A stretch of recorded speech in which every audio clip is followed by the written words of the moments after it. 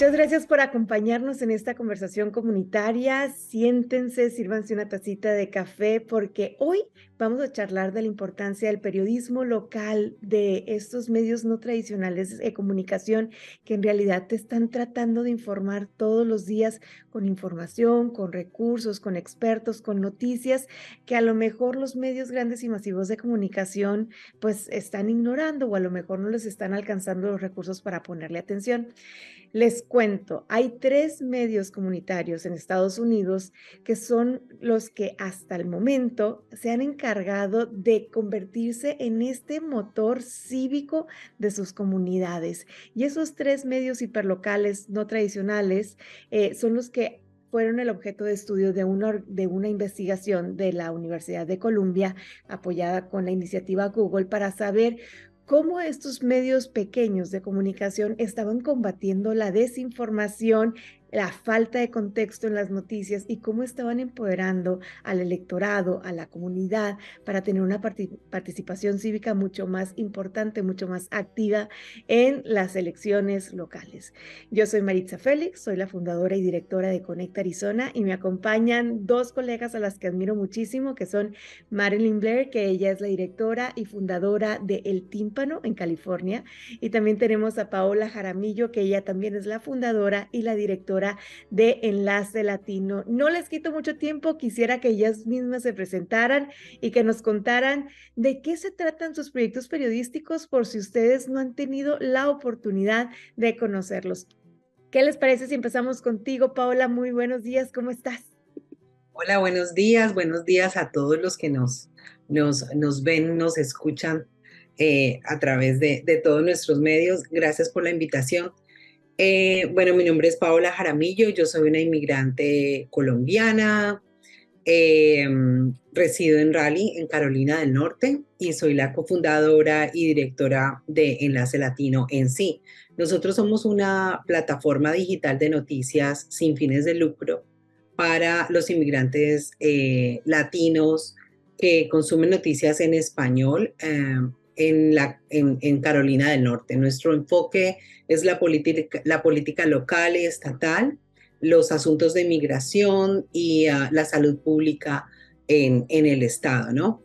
Eh, Iniciamos en el 2018, en un momento en que Carolina del Norte estaba pasando por un grave problema de desconfianza y de redadas, problemas graves en nuestras comunidades. Había mucho miedo en nuestras comunidades, había mucha desinformación rondando, la gente se hacía muchas preguntas acerca de sus derechos laborales, sus derechos familiares, qué hacían si llegaba inmigración a su casa, dónde podían ubicar a sus familias, cómo se podían legalizar, cómo podían votar. Entonces, eso sumado a que cada vez más los medios tradicionales dejaron de cubrir noticias locales y fueron cortando sus tirajes y dejando de llegar a todas las zonas rurales básicamente del estado, nos llevó a nosotros a lanzar Enlace Latino a finales desde 2018. Ahorita comenzamos simplemente con un website. Ahora tenemos un website, tenemos 4 newsletters para llegar a diferentes tipos de audiencias, tenemos un podcast y tenemos nuestro canal de WhatsApp también. Me encanta porque, como bien lo dices, este medio de comunicación surgió en una de las épocas más parteaguas, podríamos decir, de la política local de Carolina del Norte, y una época también en la que empiezan a desaparecer muchos de los medios independientes en otros idiomas que no sea el inglés, no solamente en la comunidad de Carolina del Norte, sino en todo el país de los Estados Unidos, en donde el periodismo, y lo tenemos que decir así con toda la palabra que es, podría estar en crisis en estos desiertos informativos como los que vivimos. Ahora les presento a Marilyn. Buenos días, Marilyn, ¿cómo estás? Cuéntanos de ti, del tímpano. Hola, buenos días a todos y muchísimas gracias, Maritza, por organizar esta conversación. Siempre es un placer conversar con ustedes. Yo soy Marlene, soy la fundadora y directora de El Tímpano. Somos una organización de periodismo comunitario y participativo para y con las comunidades inmigrantes hispanohablantes del área de la Bahía en California. Yo fundé el Tímpano hace alrededor de 5 años porque pues yo no soy inmigrante, pero soy de Oakland y siempre pues mi comunidad es una comunidad bien diversa, con diferentes culturas, diferentes idiomas. Y pues aquí ni en cualquier otra ciudad donde he vivido en los Estados Unidos, incluso Chicago y Nueva York, pues yo nunca veo esta diversidad de las comunidades en las noticias locales. Yo no los veo. Hay tantas comunidades que son casi invisibles en las medios locales. Y al mismo tiempo, no, las medios locales no sirven estas comunidades diversas, especialmente los inmigrantes, los que no hablan inglés o los que no tienen un smartphone. Yo también otra razón del motivo de empezar el Tímpano es que yo casé con un inmigrante de Ecuador. Su familia vive en Nueva York y cuando yo vivía en Nueva York yo vi la desigualdad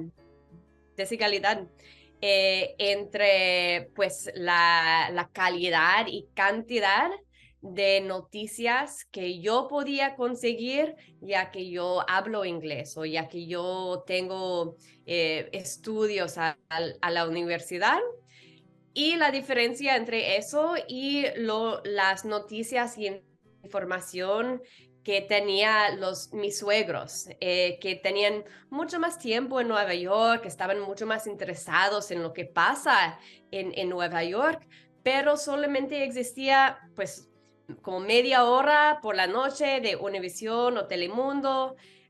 O pues de hecho en Nueva York hay más opciones de la mayoría de lugares. Ahí todavía sí hay un periódico en español, pero me han contado que no es como era antes, y realmente yo vi el impacto que tiene la falta de buena información o buenas noticias para la gente. Si simplemente sigue en su vida con preguntas y no sabe dónde conseguir respuestas, o si hay desinformación que recibe por los amigos, por las iglesias, por las redes sociales, y no hay buena información para combatir eso. Entonces, cuando yo mudé de vuelta a Oakland con mi marido, vimos que sí hay una gran y creciendo comunidad inmigrante aquí y muy pocas opciones para buena información para estas comunidades. Y lo hacen no solamente en español, ¿no? Sino también en maya, que es otra de las lenguas o dialectos que están creciendo, que aunque no son demasiados, no es una gran cantidad de personas la que la habla, los que sí utilizan y prefieren comunicarse en ese idioma, necesitan también recibir información en la que puedan confiar, con la que puedan empatizar y con la que puedan conectar. Ahora les cuento yo un poquito de qué es Conecta Arizona. Conecta Arizona nace en el 2020 cuando mi mamá se queda en el lado mexicano de la frontera. Yo me quedo en los Estados Unidos con las restricciones fronterizas y ella me empieza a mandar un montón de información que encontraba en las redes a través de WhatsApp. Yo al principio le decía, mamá, ¿qué me estás mandando? Porque me decía, mijita, cuando haya mucho calor se va a quitar el coronavirus y en Arizona se pone muy caliente. Y yo le decía, bueno, no sé si en realidad esto vaya a ser así, porque era muy temprano, era apenas marzo, abril del 2020 y no podíamos saber.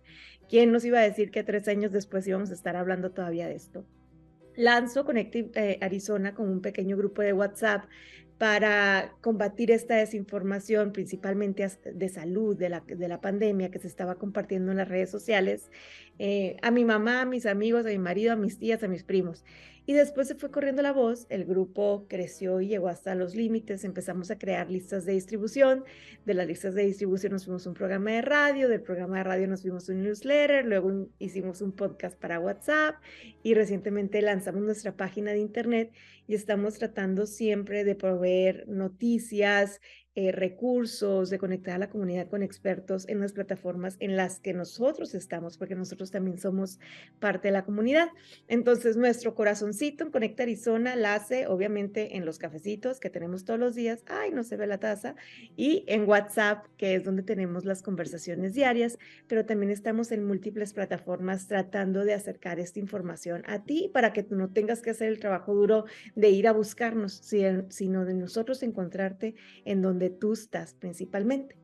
Empezamos con un enfoque muy delimitado a la salud y compartir la desinformación que había alrededor de la pandemia y obviamente con inmigración por las restricciones fronterizas. Ahora, nos sorprendió la elección del 2020 porque yo creí que Conecta Arizona nos iba a durar 3 meses. Entonces yo dije, para las elecciones del 2020 yo voy a estar freelanceando como siempre y no voy a tener un medio de comunicación, pero no, ahí estaba contestando más de 500 preguntas sobre las elecciones, qué es lo que estaba pasando con el Sharpie Gate.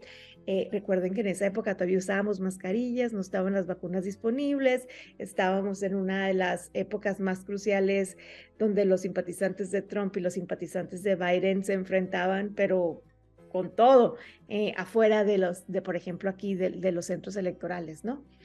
Y eso nos ayudó a entender que podemos hacer un periodismo mucho más proactivo y no siempre reaccionando, y eso es lo que hemos estado tratando de hacer.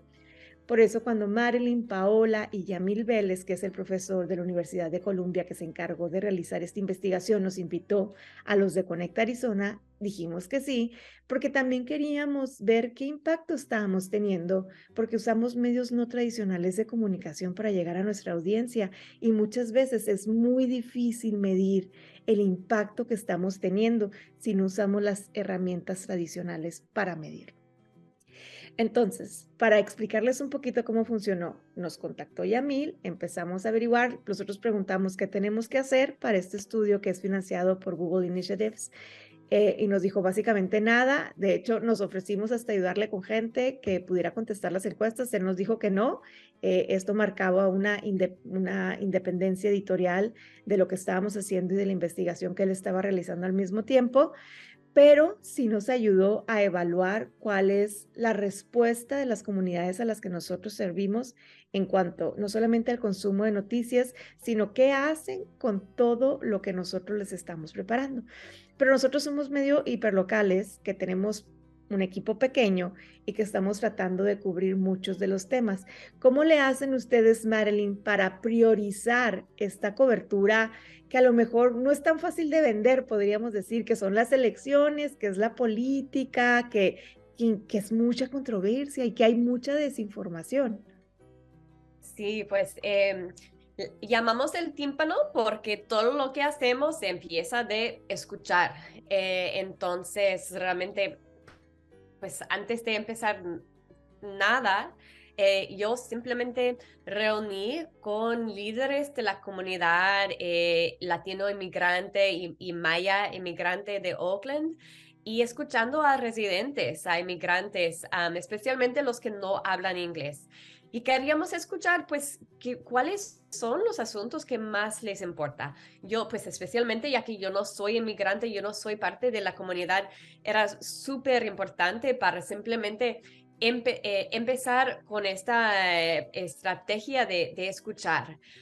Entonces hicimos encuesta, tuvimos un montón de conversaciones por casi un año, simplemente escuchando de la gente cuáles son los asuntos más importantes y además, pues, qué es la información que busca acerca de estos asuntos, qué quiere que sea diferente en los medios locales y hispanohablantes.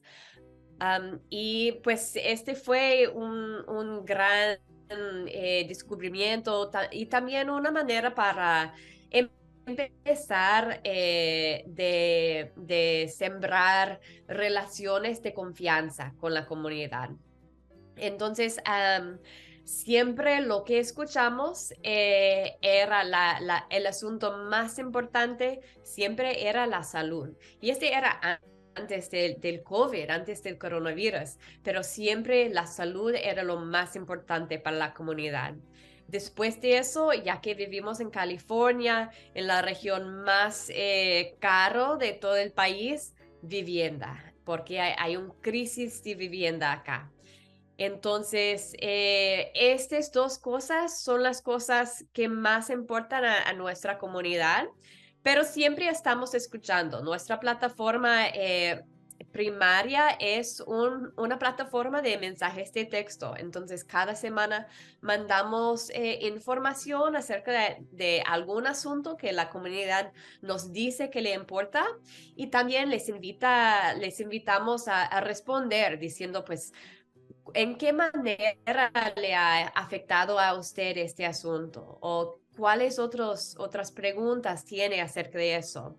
Entonces, siempre estamos escuchando. Es una conversación consistente de largo plazo con la comunidad. Y esto es súper importante porque los asuntos y las prioridades de las comunidades siempre cambian. Obviamente había la pandemia y cambió mucho. Pero también lo que escuchamos de nuestra comunidad era diferente de lo que vimos en las otras fuentes de noticias, porque estamos escuchando muy bien a las comunidades que usualmente la gente no les está escuchando. Entonces, por ejemplo, mientras en muchas fuentes de noticias escuchamos que acerca de la vivienda y que las protecciones para inquilinos hecho para la pandemia paraban una crisis de desalojamiento, pero nuestra comunidad, nuestra audiencia nos decía que sí estaba una crisis de desalojamiento, sin embargo, estas protecciones.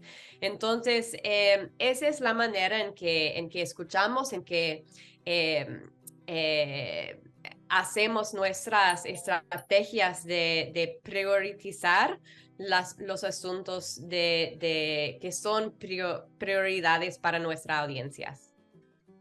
Y en el caso de Carolina del Norte, no es que la política sea un tema sexy, sino que es un tema de supervivencia, principalmente para las comunidades migrantes, ¿no, Paola? Sí, total. Y más porque Carolina del Norte ha sufrido una serie de cambios en cuanto a cómo los inmigrantes hemos sido vistos. Durante la época de los 2000 aproximadamente y un poquito antes, durante esa década, los inmigrantes eran como bienvenidos. Ay, un inmigrante, como si fuéramos algo raro, pero nos dieron la bienvenida. De hecho, los inmigrantes fueron los que ayudaron a construir y a desarrollar ciudades como Charlotte, principalmente, que ahora ya es una ciudad. Hace 20 años era un pueblo grande, ahora es una ciudad. La infraestructura, las construcciones, las carreteras,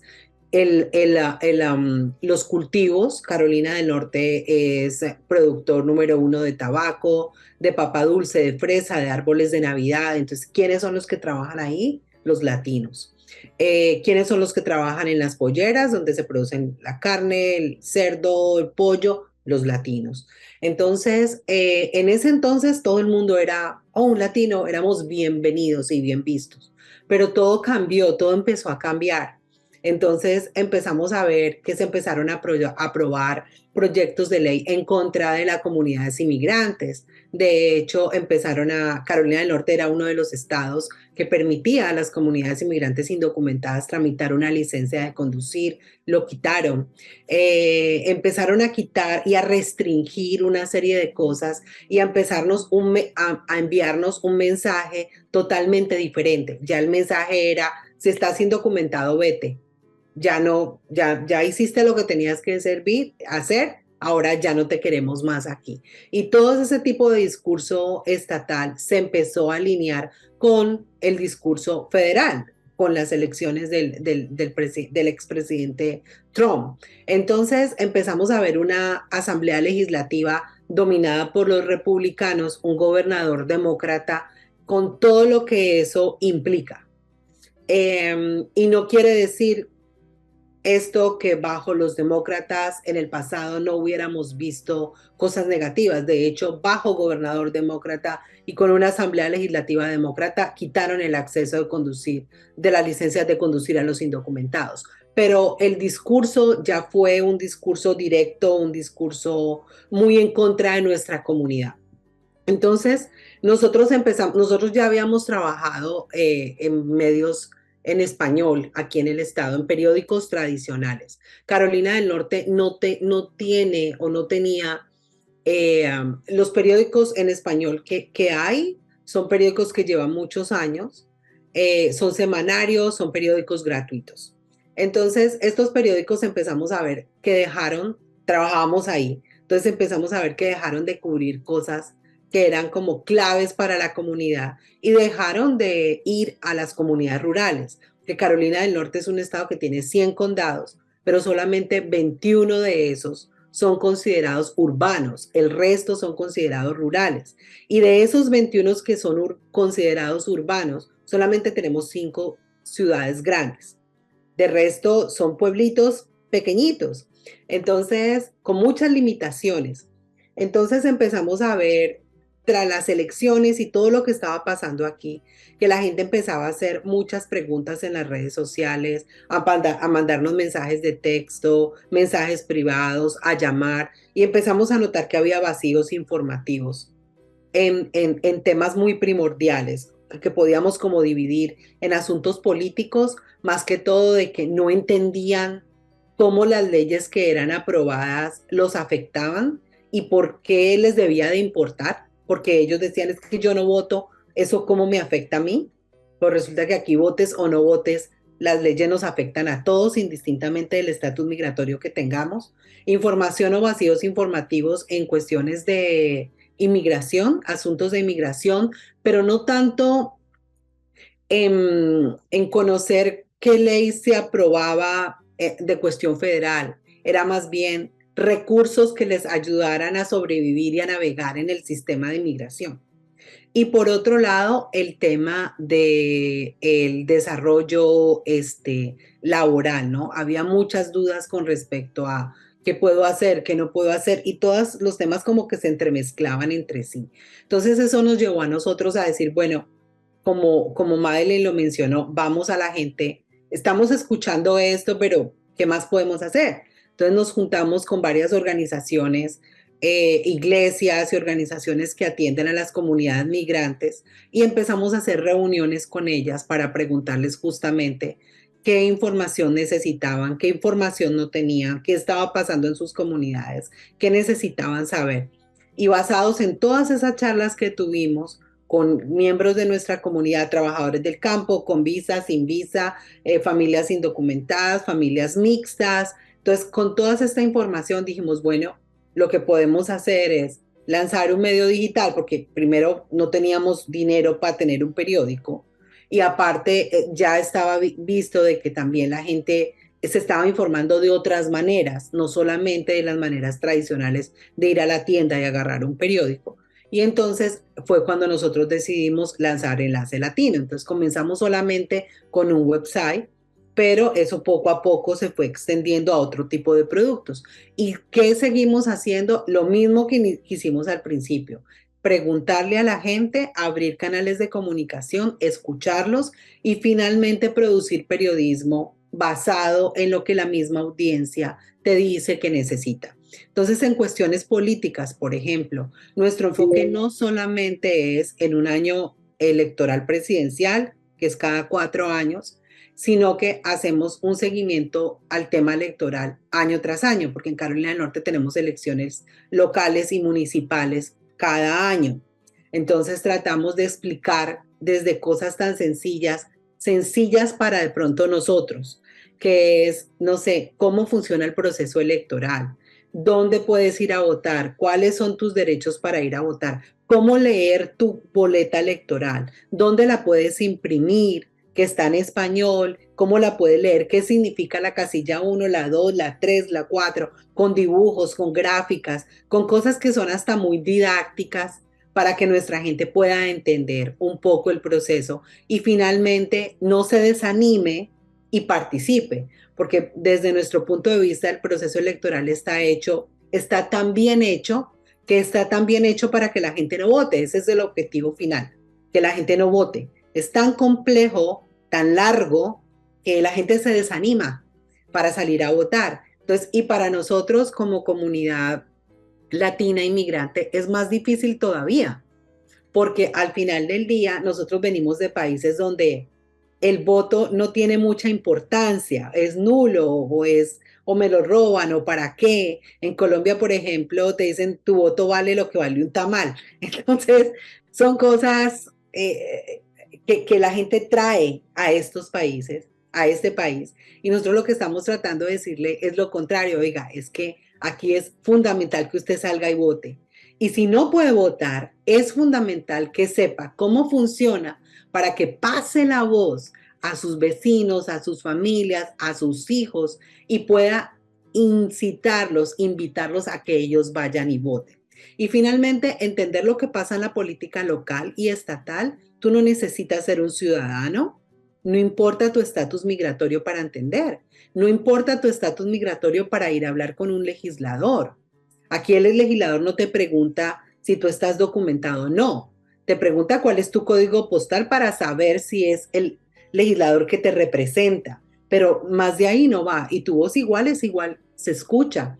Entonces es fundamental tratar de que nuestra gente tenga toda esa información año tras año, porque entendemos muy bien que es una información compleja, larga, con muchos detalles para entender. Entonces nos basamos en escuchar a la gente, en preguntarle qué necesita, en escuchar lo que necesita, en producir información de acuerdo a las necesidades que ellos tienen. Y como decía Madeleine, es que la comunidad es un ente vivo y el periodismo que nosotros producimos también. Entonces, lo que estamos produciendo hoy probablemente no es lo mismo que vamos a producir dentro de 3 meses, porque las necesidades informativas son totalmente diferentes. Pero creo que la clave está en escuchar.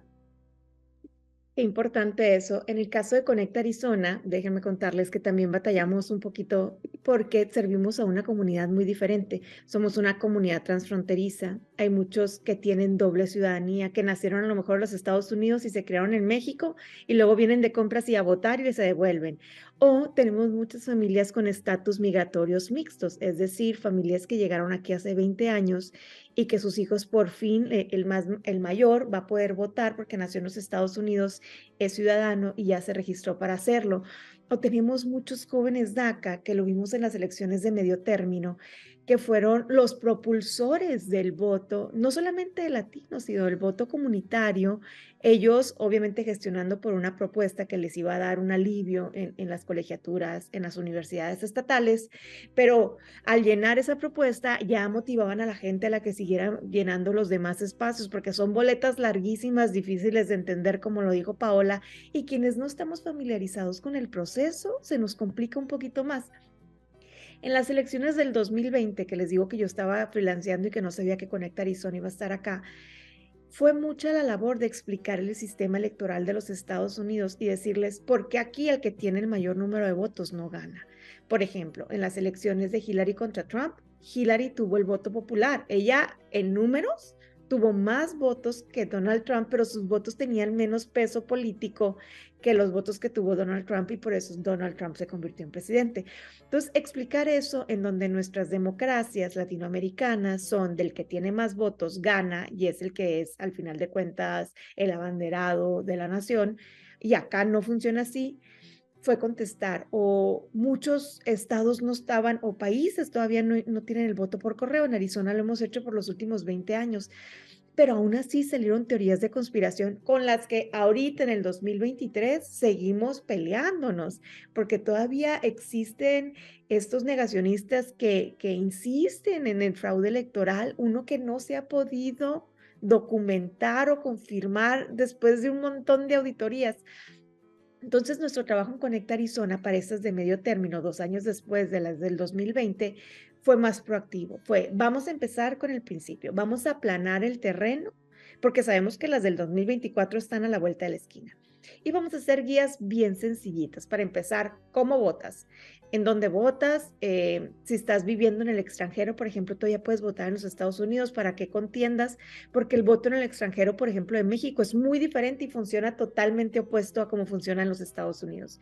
Y luego hicimos una de ponle la cara al candidato o a la candidata, porque vemos estos nombres tan rimbombantes, aquellos con apellidos hispanos algunos, que no siempre representan los valores de la comunidad a la que están tratando de servir. Entonces, ponle cara al candidato y estas son sus propuestas en estos 5 temas tan importantes: educación, seguridad pública, medio ambiente, no sé, diferentes temas que identificamos que son muy importantes para nuestra comunidad.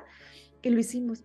Y fueron guías bien sencillitas que las hicimos muy accesibles para todos, para generar la confianza en participar en estas elecciones. Porque cuando nosotros no participamos o no votamos, estamos dejando que alguien más elija por nosotros el futuro nuestro y el de nuestros hijos. Y sabemos que en esas elecciones empezaron a documentarse muchos residentes permanentes que en las del 2024 sí van a poder votar, y a lo mejor lo van a hacer por primera vez, y a lo mejor van a ser los únicos en su familia que puedan hacerlo. Entonces, esa es la audiencia a la que nosotros vamos. Y otro de nuestros papeles, además del que ahorita vamos a hablar, que es la desinformación, fue el tratar de educar no solamente al mismo electorado, sino a los demás de quiénes somos los votantes latinos. Porque por mucho tiempo nos han tratado como un monolítico, como que todos pensamos igual. Y no es lo mismo un cubano en Florida que un chicano en California, que un mexicano naturalizado en Arizona, que un colombiano en Carolina del Norte.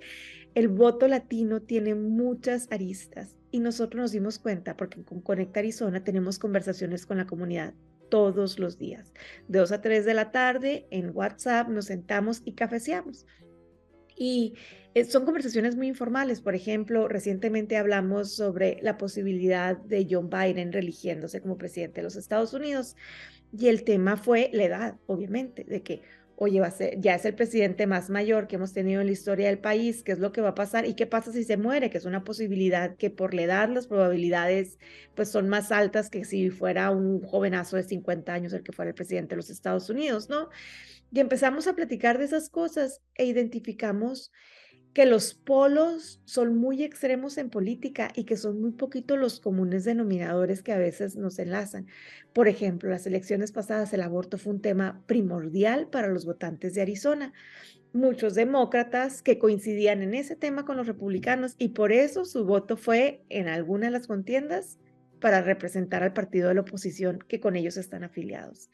Y otra cosa que identificamos es que los votantes son independientes, pero esto lo hicimos escuchando, como lo dice Paola, con toda la intención de sentarnos y oír con la oreja bien abierta y con la mente abierta, qué es lo que nuestra comunidad nos está queriendo decir.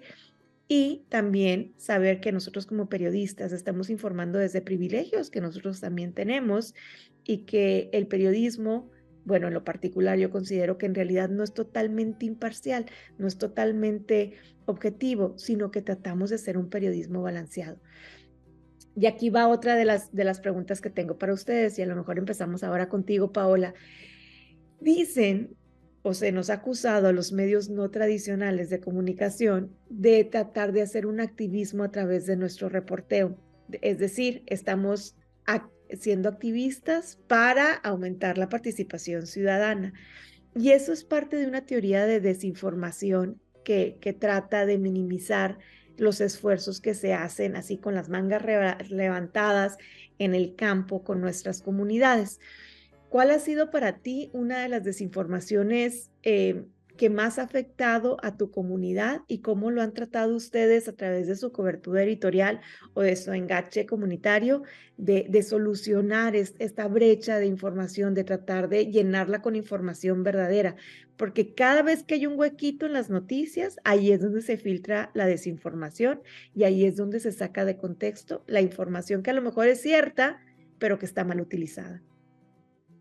Sí, sabes que una de las cosas más fuertes que vimos acá en ese punto en las elecciones pasadas, por ejemplo, fue cuando los propios partidos y campañas en este caso, lastimosamente, el Partido Republicano, eh, lanzaba unas campañas de cosas que en realidad no eran ciertas. Sacaban de contexto fotografías de los otros candidatos, palabras que había dicho en un discurso general con otra cosa diferente y se las ponían, imágenes que sacaban de cosas que no eran ciertas, hacían montajes. Entonces, eso confundía muchísimo al electorado, a la persona, a la audiencia, las confundía mucho porque no entendían por qué era lo que era verdad y qué no, ¿no? Y lo pasaban y lo compartía por redes sociales y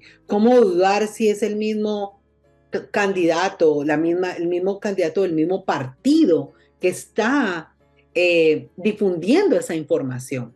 Entonces, lo que nosotros nos ha tocado, que nos tocó que hacer fue empezar a hacer, pues, chequeo informativo, decirle, oye, contactar a las personas, cuál es la foto original, mira, esta es la foto original, esto fue lo que originalmente, esta es la original, esta es la que está montando, eso es lo que están diciendo. Entonces, empezar a mostrarle a la gente con la realidad, con la verdad, que es lo que finalmente se basa un buen periodismo con los hechos en realidad como son, para que la gente tuviera esa información a mano y pudiera en verdad tomar las decisiones que debía de tomar, pero bien informados.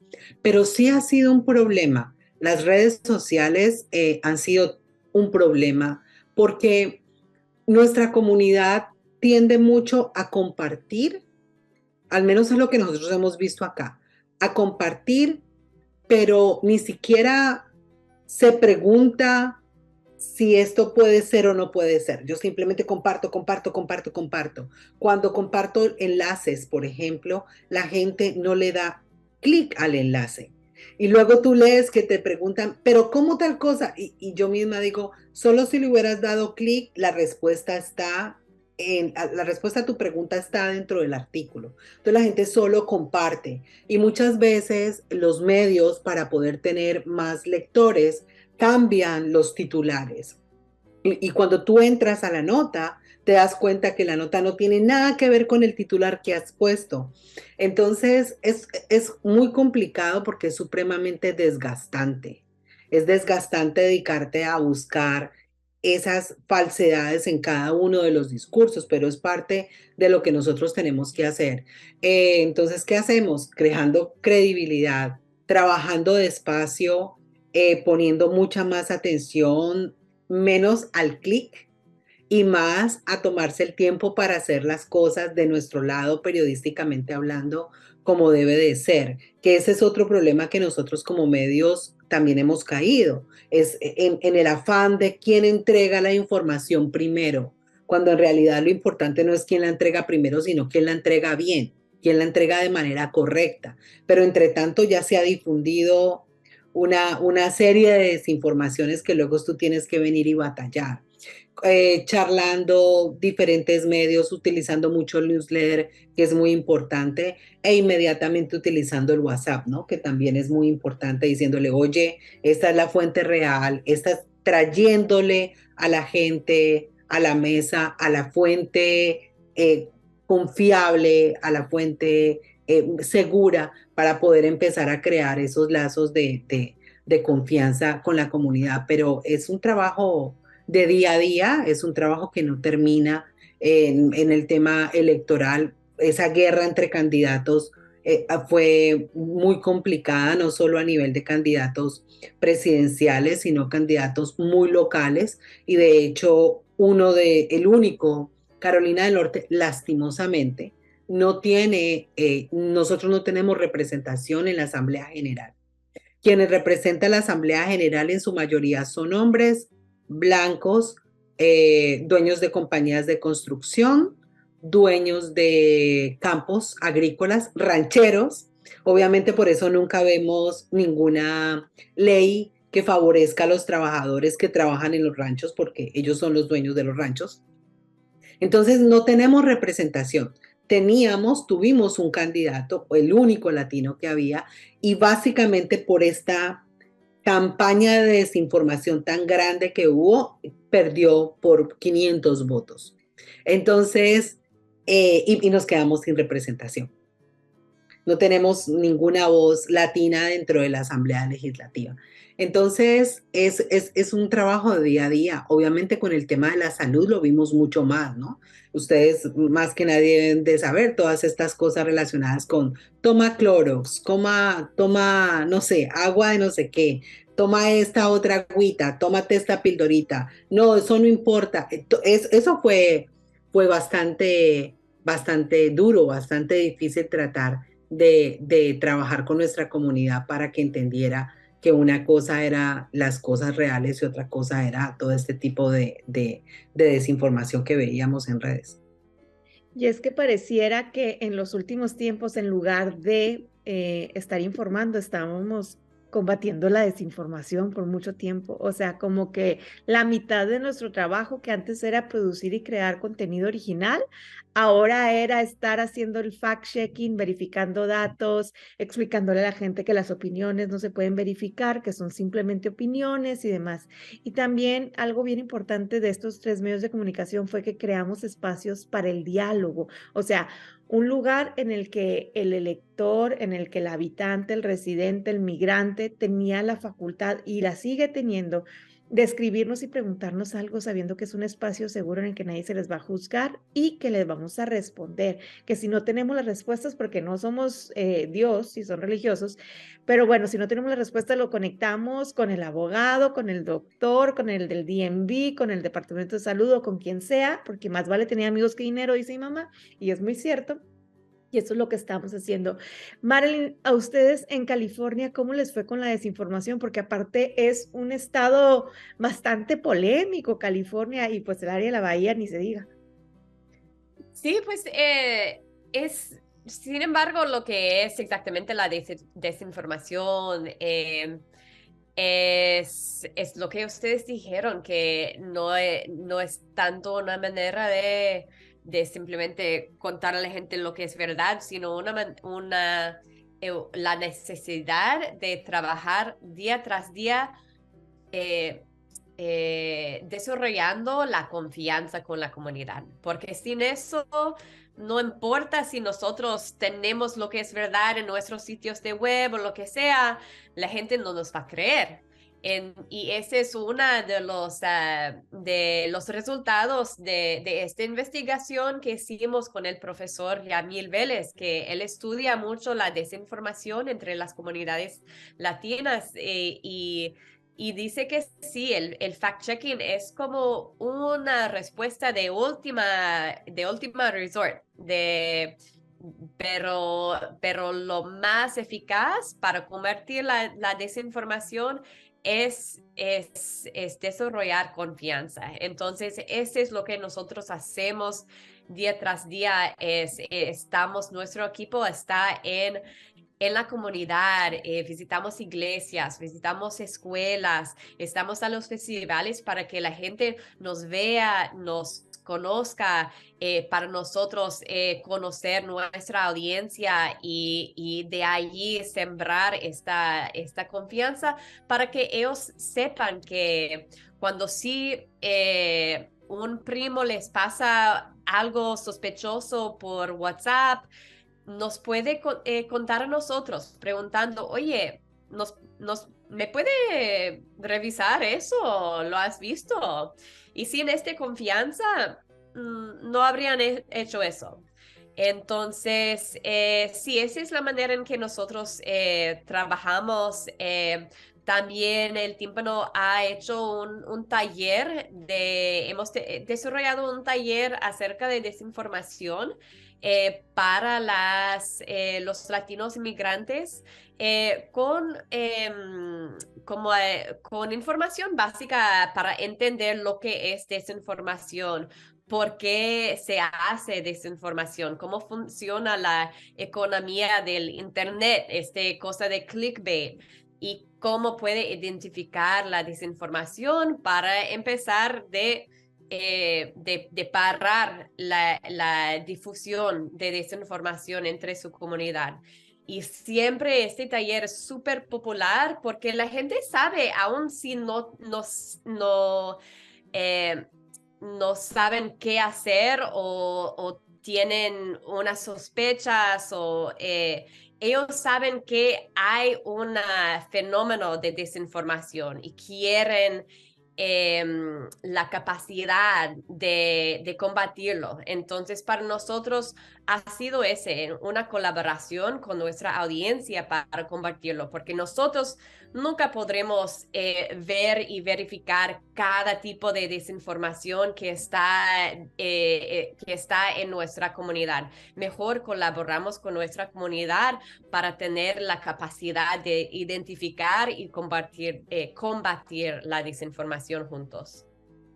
Y es que hemos utilizado muy a la ligera por mucho tiempo los medios de comunicación, los términos de desinformación en nuestras coberturas, ¿no?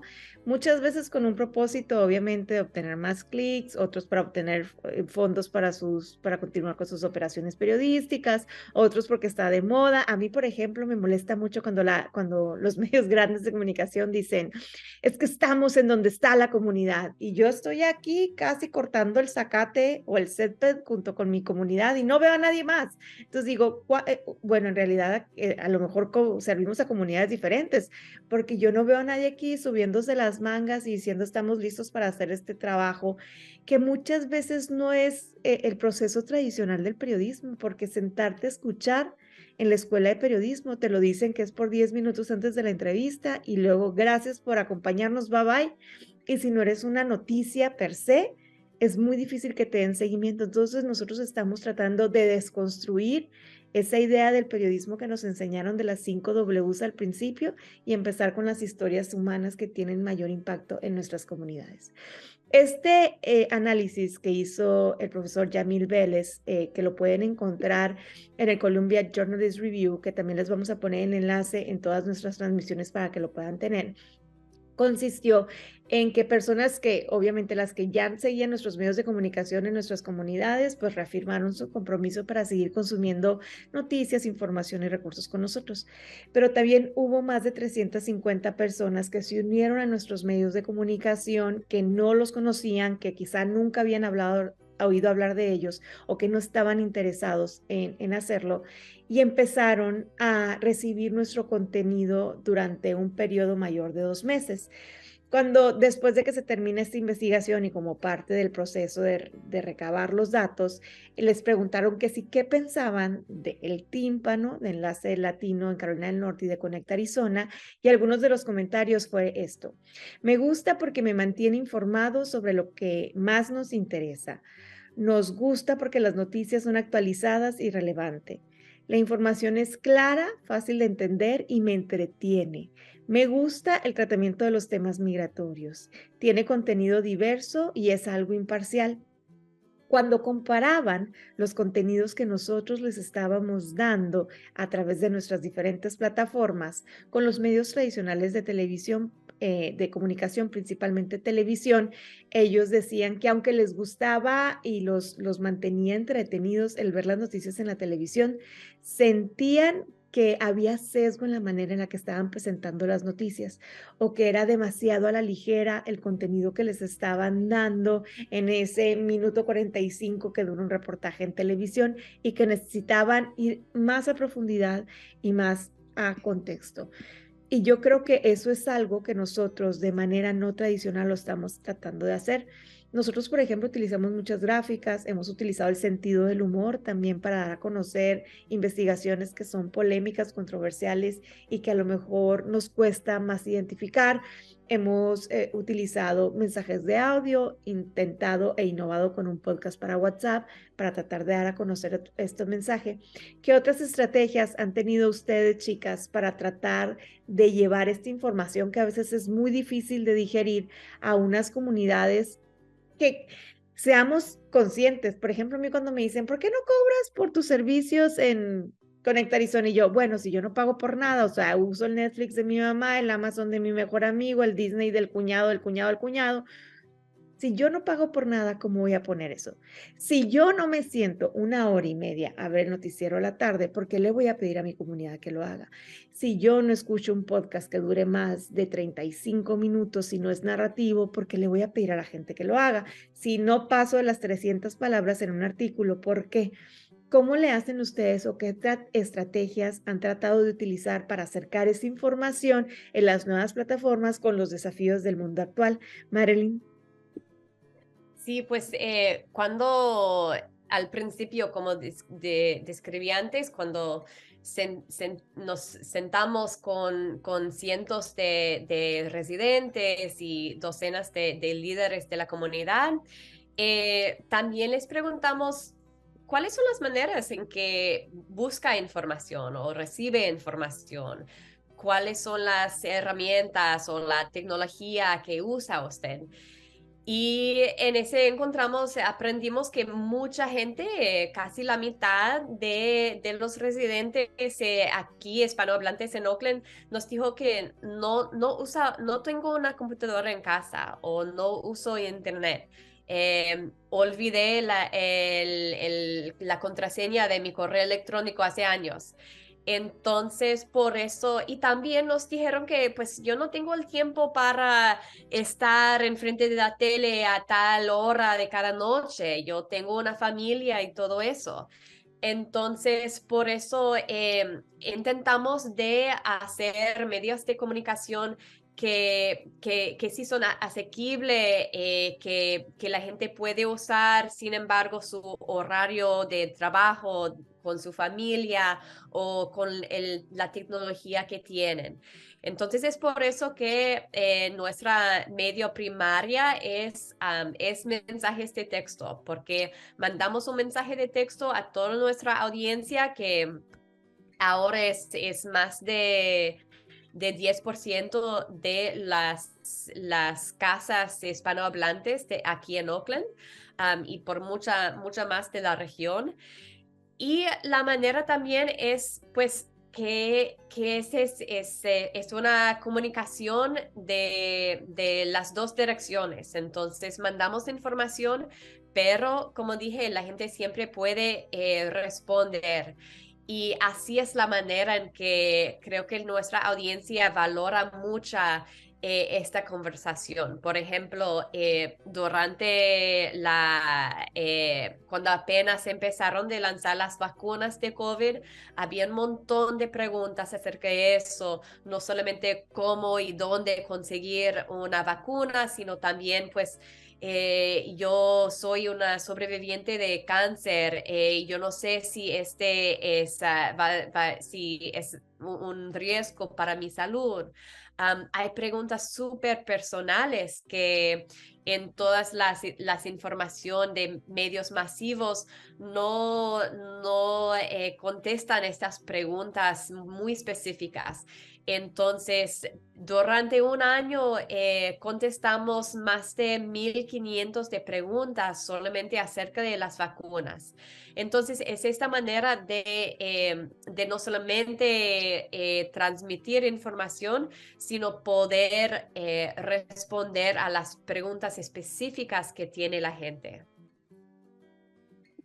Y eso es importantísimo. Y cuando nos preguntan, muchas veces nos tardamos un poquitito porque cuando las preguntas son de verificación de información, es muy difícil tener una respuesta en las siguientes horas. Nos tardamos de 12 a 24 cuando son más sencillas y más de 24 horas si necesitamos que pedir récords o de que confiar con otros grupos.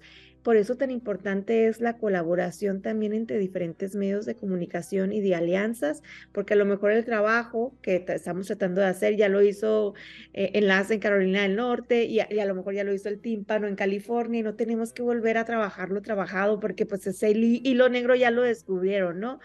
Paola, ¿cómo le hacen ustedes para acercar este contenido que a veces puede ser tan pesado, que se dijera más fácil sin perder obviamente el rigor periodístico?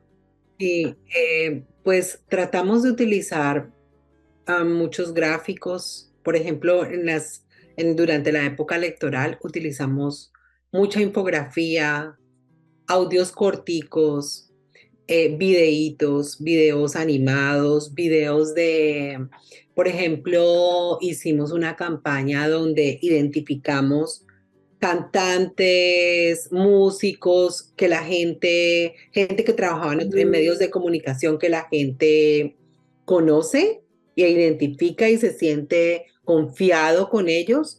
Entonces hicimos una campaña invitando a la gente a votar y a tener más información. Entonces, ese tipo de cositas nos ha servido mucho en las notas, poner muchas cosas gráficas, cuadros, torticas, cosas que la gente pueda entender mucho más fácil, ¿no?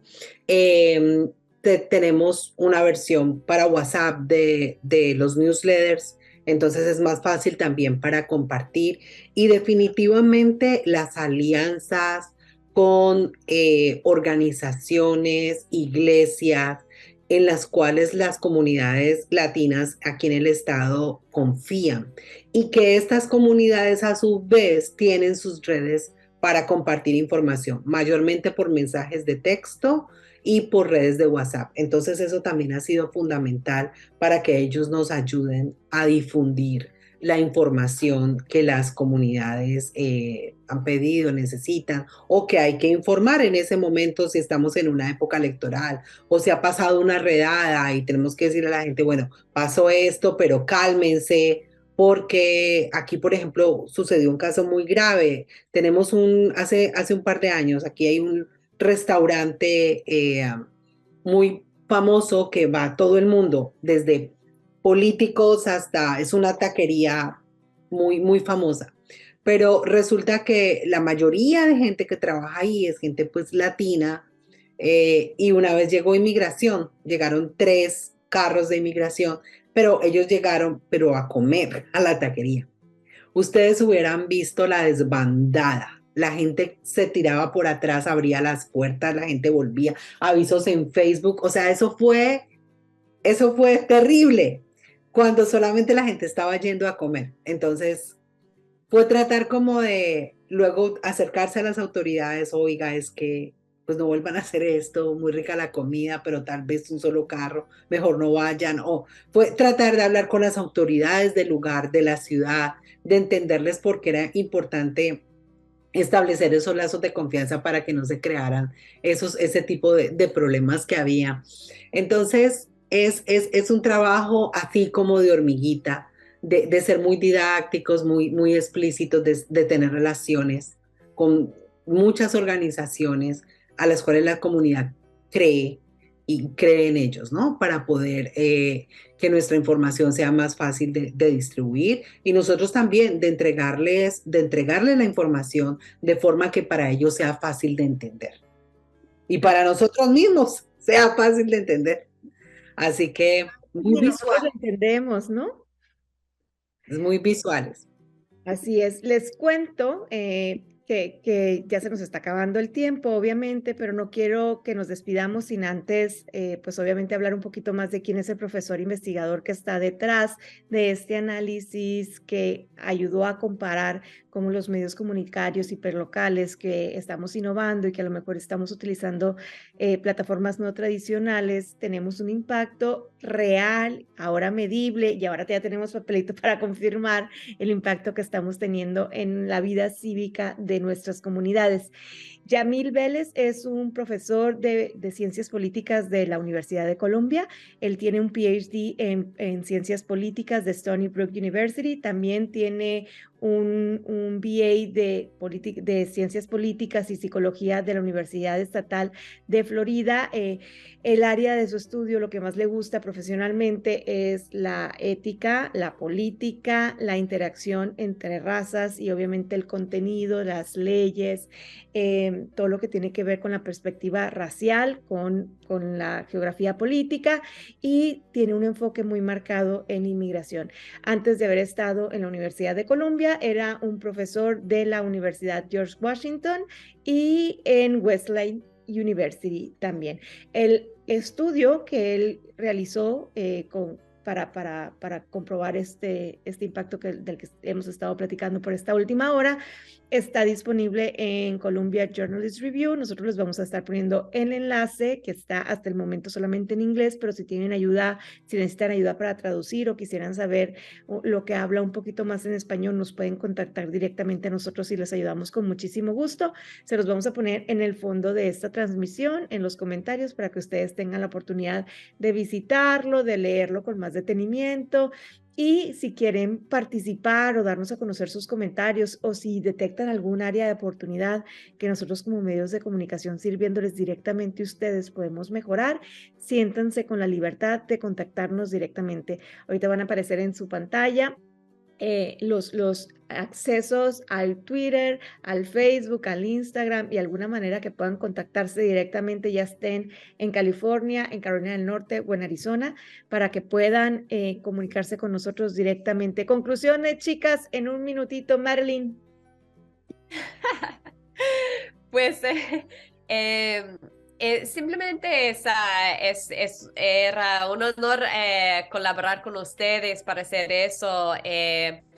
Siempre, pues, Maritza nos compartió las noticias tristes de esta semana que cerró otra noticiero en español y desafortunadamente estamos viendo por todo el país, que están cerrando las fuentes de noticias en inglés y en otros idiomas y es muy triste, pero es súper importante. Por eso el trabajo que estamos haciendo nosotros y muchos otros colegas alrededor del país y no podemos hacerlo sin esta colaboración con nuestra comunidad. Entonces, me alegra tener esta oportunidad de tener esta conversación con ustedes y nuestra comunidad.